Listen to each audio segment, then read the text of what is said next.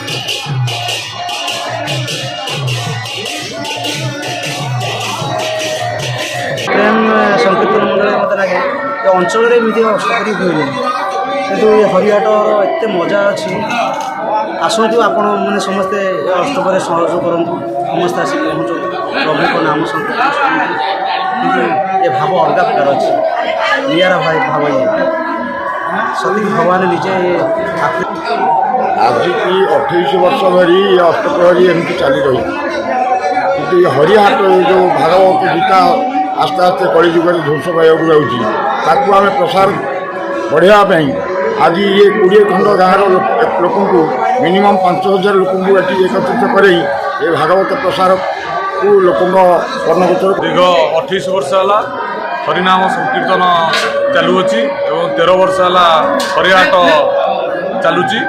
हरिहाट है 64 जन महंत को निमंत्रण कर एक संगे भागवत अध्ययन कराई शेष कर विश्वर शांति प्रतिष्ठा ये हरिहाट एवं संकीर्तन आखुरा ग्राम चली ग्रामर समस्त ग्रामवासी सहयोग ये अनुष्ठान चलुअछि और प्राय ए वर्ष प्राय 20 रु ऊर्ध्व मंडली जोग देइछन्ति। ज्ञानरंजन विश्वाल रिपोर्ट तीर्थक्षेत्र लाइव।